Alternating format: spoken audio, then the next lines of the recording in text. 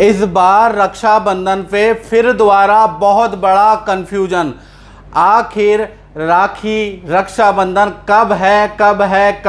30 अगस्त को है या मित्रों 31 अगस्त को है? सुबह है, रात को है? रक्षाबंधन कब मनाएं? सुबह को मनाएं? कुछ विद्वान कह रहे हैं सुबह को कर लीजिए, कुछ विद्वान कह रहे हैं रात को रक्षाबंधन कर लीजिए। ये भद्रा क्या है? हर बार भद्रा आ जाती है। भद्रा काल क्या है, इसके बारे में चर्चा करेंगे और इस कार्यक्रम में सारे कंफ्यूजन को दूर करने का प्रयास करेंगे। और 4 ऐसी वस्तुएं हैं जो शास्त्रों के अनुसार भाई ने बहन ने भाई को अगर गिफ्ट दी या उपहार में दी तो भाई और बहन को बड़ा लाभ होने वाला है। वो 4 वस्तुएं भी मैं बताऊंगा। राखी तो आप बांधते ही हैं, ये 4 वस्तुएं भी अपने भाई बहन को जरूर दीजिए। सबसे पहले मैं आपको बताना चाहता हूं कि इस बार राखी में पिछले साल की तरह ही बहुत बड़ा कंफ्यूजन पैदा हो गया है। जैसे पिछले साल था कि रक्षाबंधन कब बनाए, भद्रा थी पिछले साल भी राखी में,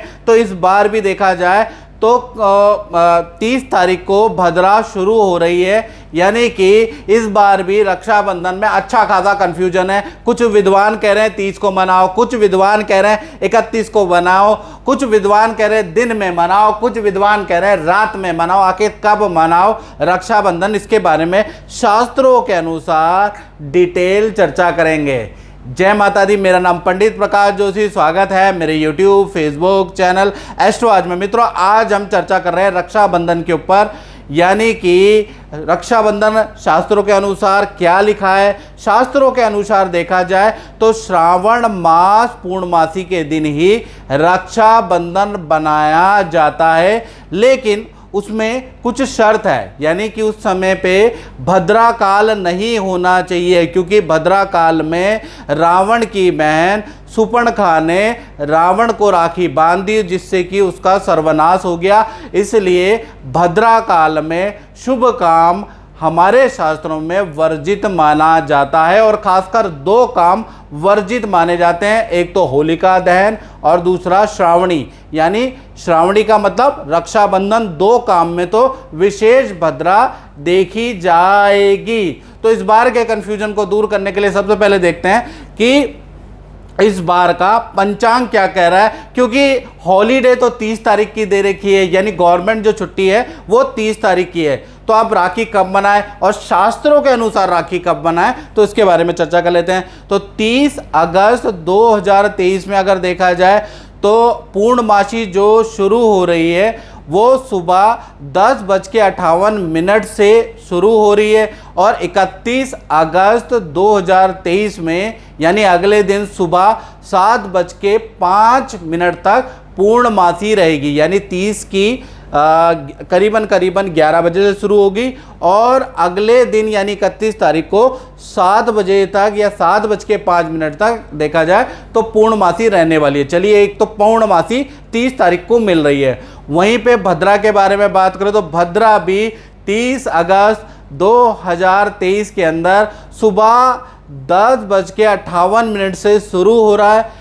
यानी भद्रा काल 10:58 से ही शुरू हो रहा है और रात्रि के 9:01 तक भद्रा काल रहेगा। यानी रात्रि के 9 बजे तक भद्रा रहने वाली है। अब शास्त्रों के अनुसार जैसा मैंने बताया कि भद्रा के अंदर एक तो होलिका दहन नहीं किया जाता और देखा जाए राखी नहीं मनाई जाती, साथ ही साथ बहुत सारे शुभ काम है, व्यापार के काम नहीं किए जाते या विवाह का मुहूर्त नहीं लिया जाता या घर बनवाने का काम नहीं किया जाता। तो शास्त्र में वैसे तो 2 कामों के लिए बिल्कुल मना है, बाकी और चीज़ों के लिए भी मना है। यानी भद्रा काल खराब है। और आप जानते हैं भद्रा कौन है? भद्रा शनि की बहन है। यानी उनकी क्रूरता के कारण उनको नक्षत्रों के अंदर अशुभ नक्षत्र, अशुभ मुहूर्त के अंदर उनको रखा गया है। यानी भद्रा काल अच्छा नहीं होता। भद्रा देखा जाए तो इसके डीप में अगर हम जाएं तो भद्रा खराब है या अच्छी है। भद्रा की कैलकुलेशन कैसी होती है, क्योंकि भद्रा भी 3 तरह की होती है मित्रों। एक होती है पृथ्वी लोक की भद्रा, एक होती है स्वर्गलोक की भद्रा, एक होती है पाताल लोक की भद्रा। तो इस बार कौन सी भद्रा पड़ रही है क्या पता, हम 30 तारीख को राखी मिलाने, इसके बारे में भी इस कार्यक्रम में आपसे डिटेल में चर्चा करते हैं। तो मित्रों, मैं आपको बताना चाहता हूं कि भद्रा को आप खुद से ही देख लीजिए। जब भी जिस चंद्रमा मेष, वृषभ, मिथुन और वृश्चिक राशि में होता है तो देखा जाए तो स्वर्ग लोक में भद्रा होती है। यानी कि आप देखा जाए हम पृथ्वी निवासी हैं तो हम काम कर सकते हैं, कोई इफेक्ट नहीं होगा बल्कि शुभ काम होगा। इसी प्रकार से कर्क, सिंह, कुंभ और मीन में पृथ्वी लोक में भद्रा होती है। पृथ्वी लोक मतलब जहां हम रहते हैं, ये अशुभ है। यदि यहाँ पर भद्रा आ जाए तो विवाह के काम नहीं होंगे, ठीक है, नहीं होलिका दहन नहीं होगा, राखी नहीं मनाई जाएगी, कोई भी नामकरण या कोई भी मुहूर्त संस्कार भद्रा यहाँ पर होगी तो नहीं किए जाएंगे, निषेध माने जाएंगे। इसी प्रकार से कन्या, तुला और धनु और मकर राशि के अंदर भद्रा होगी तो पाताल लोक की भद्रा, इसमें भी काम किया जा सकता है। यानी कि स्वर्ग लोक और पाताल लोक में अगर भद्रा हो तब आप बेरोक टोक काम कर सकते हैं, याद रखिएगा। यदि पृथ्वी लोक जहां हम रह रहे हैं वहीं की भद्रा है, यानी चंद्रमा उस दिन कर्क, सिंह, कुंभ और मीन राशि में रहा तो भैया आपको छोड़ना पड़ेगा, विवाह का संस्कार छोड़ना पड़ेगा, नामकरण संस्कार छोड़ना पड़ेगा, गृह मुहूर्त प्रवेश छोड़ना पड़ेगा, प्लस आपको होलिका दहन छोड़ना पड़ेगा और रक्षाबंधन, क्योंकि उस समय पे रावण की बहन सुपर्णखा ने भी अपने भाई को राखी बांध दी थी और उनका पतन हो गया था, ये जानकार कहते हैं। इसलिए भद्रा काल का को देखना जरूरी है। इस बार देखा जाए तो 30 तारीख और 31 तारीख का पंचांग देख लेते हैं तो दोनों ही दिन अगर देखा जाए तो जो चंद्रमा है वो कुंभ राशि में विराजमान है, यानी चंद्रमा कुंभ राशि में रहने वाले हैं। और कुंभ राशि में जैसा मैंने कैलकुलेशन में बताया था कि कर्क, सिंह, कुंभ और मीन में पृथ्वी लोक की भद्रा होती है, यानी भद्रा पृथ्वी लोक की है। यानी आपको 30 अगस्त जब तक भद्रा रहेगी, भद्रा कब से है, 30 अगस्त को सुबह यानी 10:58 से रात्रि 9 बजे के 1 मिनट तक आपको रक्षाबंधन छोड़ना पड़ेगा, ये शास्त्र बोलता है। यानी इस समय पे आप राखी येन केन प्रकारेण किसी भी मत से बांध नहीं सकते, याद रखिएगा। तो यानी कि राखी बांधने का, रक्षाबंधन मनाने का जो शुभ मुहूर्त है वो रात्रि के 9:02 से लेकर और देखा जाए तो सुबह 7 बजे तक आप जो है रक्षाबंधन का पर्व मना सकते हैं। और कुछ लोगों ने मुझे व्हाट्सएप पे और कॉल करके पूछा कि गुरुजी इस बार जो राखी रात में है, तो मैं उनको बताना चाहता हूं जी हाँ, इस बार का रक्षाबंधन आप रात को भी मना सकते हैं, सुबह 7 बजे से पहले पहले भी मना सकते हैं। उस समय पे आपको रक्षाबंधन मनाना पड़ेगा। उस समय पे विशेष योग है उस दिन, यानी देखा जाए तो 31 तारीख को विशेष योग है, 30 की रात से लेकर 31 की सुबह पे। उस दिन देखा जाए तो सर्वार्थ सिद्धि योग एक्टिव है उस काल के अंदर और वाशी योग एक्टिव है, यानी 2 शुभ मुहूर्त उस समय पे लग रहे हैं। तो भाई को ऐसी राखी बांधिए कि भाई का कल्याण हो जाए और एक मंत्र का जाप उसमें जरूर करना चाहिए। मित्रों, जब भी आप राखी बांधते हैं, आप भाई को कैसे भी कपड़े पहने हो कोई मैटर नहीं, ठीक है ना। और पहले तिलक भाई को लगा दीजिए, उसके बाद आप जानते ही हैं कि उनको राखी बांधते हैं, उनको मीठा खिलाते हैं। उस समय पे एक मंत्र जरूर बोलना चाहिए बहनों को, तो अगर बोल दें तो बहुत ही अच्छा रहेगा। वो मंत्र है, ये न बद्धो बलिराजा दानवेंद्रो महाबला तेन तो आम प्रतिबंधनामी रक्षे माचल माचला। यानी कि ये बलि का एक मंत्र है। इसका मंत्र का यदि आप जाप करते हुए या 1, 2, 3 बार बोलते हुए अगर आप बांधती हैं कलावा या रक्षा सूत्र, तो भाई की भी रक्षा होती है और बहन की भी रक्षा होती है, प्यार प्रेम बढ़ जाता है। तो इसलिए हमेशा याद रखिएगा, या तो बलि का नाम लेके या ये मंत्र का जाप करते हुए या विष्णु भगवान का नाम लेते हुए, अगर आप मंत्र नहीं बोल सकते तो विष्णु का ध्यान करते हुए रक्षा सूत्र बांध लीजिए, याद रखिएगा।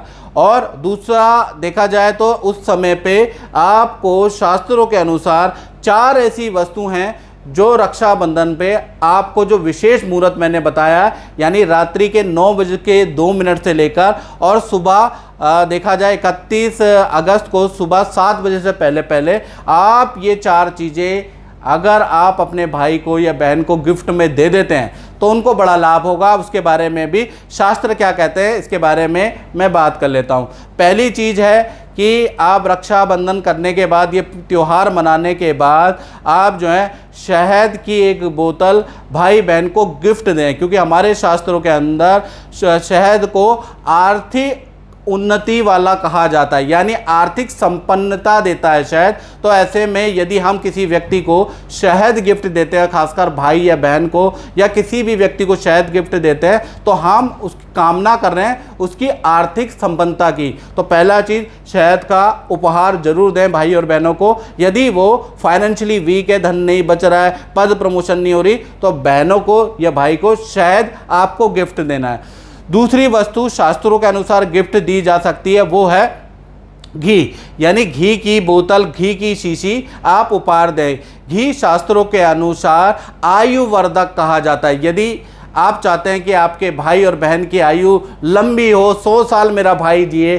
100 साल मेरी बहन जिए, तो उनको हर रक्षाबंधन में घी आप गिफ्ट जरूर दें। याद रखिएगा, किसी भी प्रकार के अकस्मात दुर्घटना से घी का से बचाव होता है। और शास्त्रों के अनुसार कलेश मुक्ति के लिए भी घी का अभिषेक शिव जी का किया जाता है, या घी का हवन किया जाता है, या घी गिफ्ट में दिया जाता है। तीसरी चीज़ के बारे में बात करें तो तीसरी चीज़ है मिश्री, यानी कि मिश्री भी आप भाई बहन को गिफ्ट दे सकते हैं। ये तीसरी चीज़ शास्त्र बोलता है।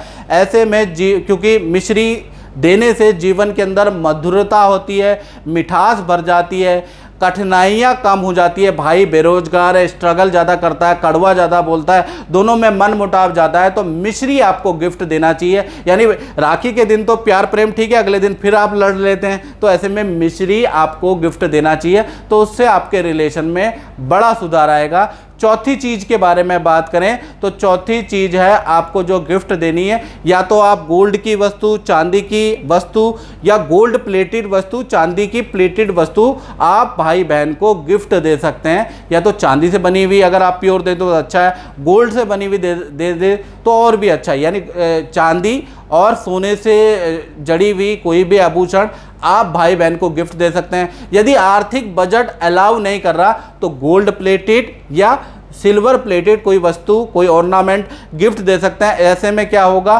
कि जो चांदी और सोना देखा जाए उन्नति का निशानी शास्त्रों में कहा जाता है, यानी भाई के पद प्रमोशन, व्यापार की तीव्र वृद्धि के लिए यानी वृद्धिदायक कहा जाता है। अगर भाई विद्यार्थी है तो उसकी उन्नति के लिए आप गोल्ड या चांदी से बनी हुई वस्तु भी दान दे सकते हैं, ये शास्त्रों में लिखा है। इस बार जो आप राखी मनाएंगे, वैसे तो बनाएंगे ही मनाएंगे, तो उसमें आपको याद रखिएगा आपको ये जो 4 चीज़ें हैं ये भी गिफ्ट देखिए शास्त्र के अनुसार आप रक्षाबंधन मना के देखिए, आपको लाभ होगा।